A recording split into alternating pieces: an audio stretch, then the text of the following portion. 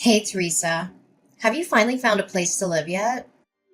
Or are you still mooching off mom and dad? I'm only asking because I'm planning to bring Philip to meet mom and dad next week. I was really hoping you'd be out when we came so there wouldn't be any awkwardness. How come you haven't found a place yet? Mom and dad are getting really uncomfortable with you still being there. Ugh, I know. I'm gonna leave as soon as I can, but it's not that easy. And I'm still having trouble wrapping my head around everything that's happened. What do you mean? Wrapping your head around what? To start with, how about that you, my own baby sister, stole my fiance from me? Or how about all the horrible things you accused me of doing to make me out to be the villain and justify what you did? I'm just still in shock over everything. Oh, please, get over it already. You're getting treated like a villain because you are the villain here. Only someone who knows that they've done something wrong complains about being called out on it. That makes no sense at all, Abriel. What are you even talking about? I make perfect sense. I didn't force Philip to fall in love with me. It just happened.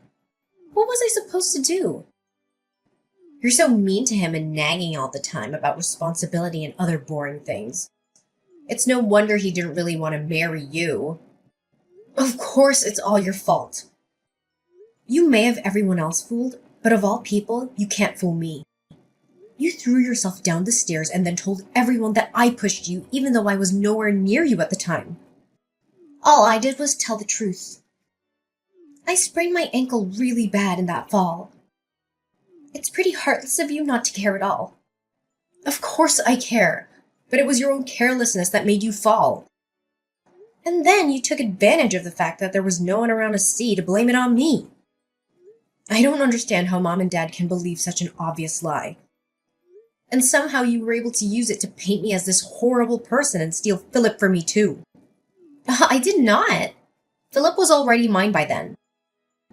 He loves me, so of course he was on my side. Is there anything else you need me to explain to you? It seems like you don't have anyone left to be on your side. It would be best if you just disappeared now, okay? Oh, believe me, I understand that. Not one person is willing to see you for who you really are. You know what? I'm done with this. I've been dragging my feet on moving because I was hoping someone would wake up and realize what's going on. But I guess that's not going to happen. I'll be out of the house today. I can't handle being around any of you anymore. Finally! You've made it perfectly clear. There is not one person that I can rely on in my own family. No one can see the truth even when it's right in front of them. Ugh, excuse me? That's awfully rude of you. You pushed me down the stairs. They are only treating you as you deserve.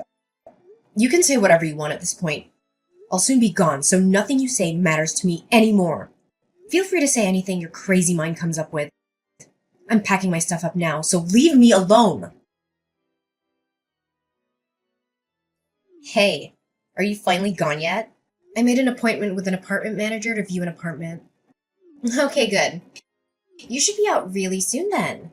It won't take you long to pack, right? It's not like you have anything of value to pack. I have already packed up everything I need to take with me. Thanks to someone sneaking into my room and stealing a bunch of my stuff. What? I did not. I didn't steal anything. I only took what you said I could have. It's your fault for buying clothes and stuff that don't look good on you. I'm way prettier than you, so it makes sense that I take it all off your hands. I said someone stole from me. I never accused you of anything. Oh, thank you for the confirmation, though. I doubt it'll change anything, but at least I have proof of your theft. Oh my god! Ugh! You are so annoying! Just get out already! I'm leaving now. Good. I'm so glad I don't have to deal with you anymore. Finally, nothing is in my way. Oh, one more thing, Abriel. Philip has blocked my number, so I need you to deliver a message for me. What? If he doesn't return the $3,000 that he borrowed from me by the end of the month, I'll take him to court over it. What? What $3,000? He knows how to get the money to me already, so if you could just give him that message, that would be great. Thanks. If he has any questions, he can send them through you or unblock me and ask for himself. That's ridiculous. Why would he borrow money from you? He works at a major company and makes good money. You barely make enough to live on.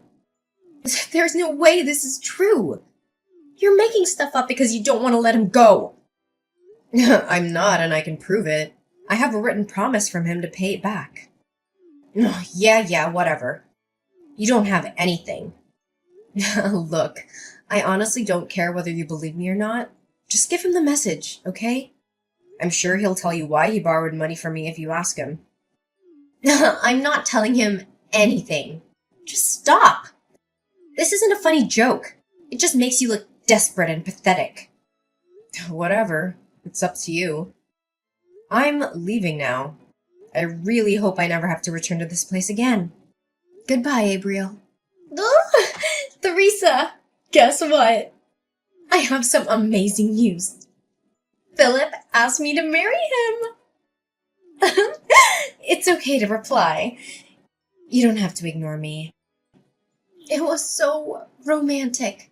He proposed while we were walking together on the beach.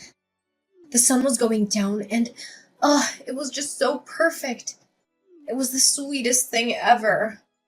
Oh, congratulations. Oh, we've already started talking about the wedding. We're planning on a budget of around $50,000? Maybe a bit more when all is said and done. Really? I wouldn't get your hopes up on that. That's a lot of money. Oh, please, you're just jealous. No, I just know that he doesn't have the kind of money and neither does our family. Oh, come on, don't be like that. Stop being such a downer. I know what your negative attitude is really about. Who cares that he has to borrow some money from you before? That's over now, and his financial situation is very different than it was then. Besides, he told me he paid you back a few days after I gave him your message. Oh, did he? Well, I appreciate that you passed along the message. He told me that he only had to borrow from you in the first place because a few unexpected expenses came up. It's pretty cruel of you to hold it over him like you did. It just reveals how self-righteous you really are when you do things like that. That's not what happened at all. Look, Abriel, all I want is a clean break between me and the two of you, and I almost had that. I don't understand why you felt the need to come bragging to me about how happy the two of you are. You've won. Just leave me alone. Oh, well, excuse me for assuming you'd want some time to prepare yourself for the wedding. I guess you'd prefer to just get blindsided by the wedding invitation? Are you serious right now? After all that's happened, I thought I would be the last person you'd want to invite to your wedding. Of course I want you there. We are a family. I wasn't trying to brag about anything. I just wanted to share the news with my big sister. I didn't want there to be any drama if you found out from someone else, so I thought I'd tell you myself. I wouldn't have started any drama regardless of how I found out. I told you. I just want to move on and heal from all of this. Okay, fine. Be that way. Did you need anything else? Well, no, I guess not. I have to get back to work. Oh my god, really? It's Saturday. Why are you working? Are you so poor that you had to get a side gig or something? No wonder you demanded that Philip give you the money. I changed careers and entered the hospitality industry. Weekends are just another day for me now. Oh, I didn't know you changed careers. Thanks to you, I'm actually making pretty good money now. The pay here is higher than where I was working before, and I don't have to pay anything to our parents or help Philip out anymore. What do you mean, thanks to me? Isn't it obvious? If you hadn't betrayed me, I wouldn't be where I am now. I don't think there's anything else to do or say at this point. Bye. Theresa! Answer your phone! I need you! Jesus, what do you want? I can't really talk, I'm at work right now. Are you ready to congratulate me? Congratulate you? For what? Is your wedding coming soon? I already congratulated you for that. Yes, it's next Sunday. You did congratulate me when I told you that Philip proposed, but I wanted to talk to you about your wedding gift to us. We're sisters, so $50,000 would be the right amount to give us, I think.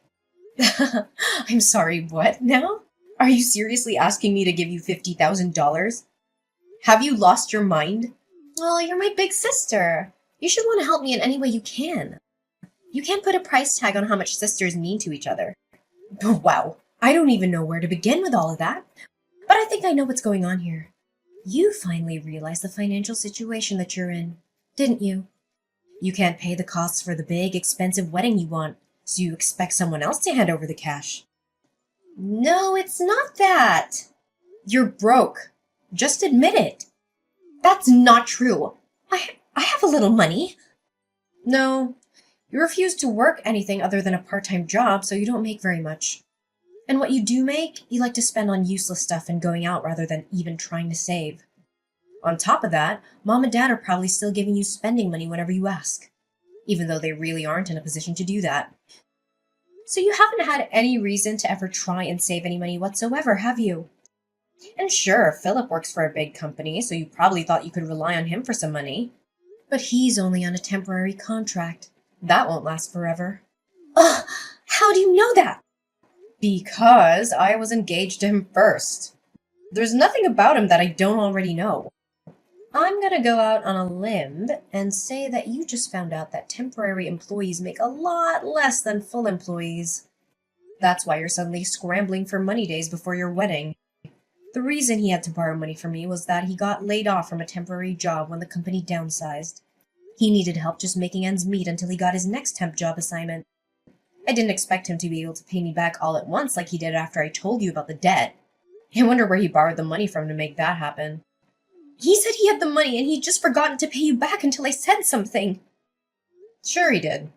Anyways, back to all this about giving you money to pay for your wedding. You went into this assuming that he was going to pay for everything.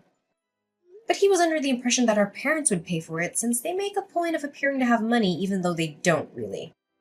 That's about how it went, isn't it? Well, yeah, but it's not my fault. I didn't know that Philip was only a temp. I thought he had a really good salary as a full-time employee, so I never doubted that he would be able to take care of it. You are more to blame than I am. Why didn't you tell me if you knew he wasn't making that much? I had no idea. I feel so... I told you about it when I was engaged to him. And you and I have some friends in common, so I'm sure they mentioned it at some point. No one tried to hide it from you. You just didn't want to hear about it because it was inconvenient. I know I mentioned it to Mom and Dad, and I'm pretty sure you were there too. I told you guys about how we decided not to get married until he was offered a full-time position. But I guess you weren't listening because you were already making plans to stab me in the back. Ugh! You still should have told me! It doesn't matter that he chose me over you. How could you just let me think he had a high-paying job when that's not the case? That's basically the same as robbing me. I didn't know I was with someone so poor that he couldn't even afford a proper wedding. You're a grown woman. Do you really need your big sister to treat you like a child and tell you every little thing?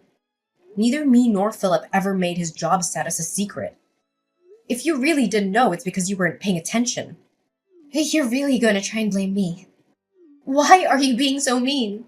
If the two of you didn't have a conversation about this before now, that's a problem for the two of you. Not me, not Mom and Dad, no one. Just you. And you're the one that stole him from me in the first place. Anything having to do with Philip became your problem when you did that. At that point, his problems were no longer any of my responsibility. That doesn't change anything. And on top of that, you accused me of pushing you down the stairs and made me out to be a criminal. I was forced to move out because of you. There's no point in trying to point the finger at me. This is 100% your own fault. No, it isn't. You are to blame too. In case it wasn't clear enough, I will not be giving you any money. Not for your wedding or any other reason. No, Teresa, please. I'm your sister.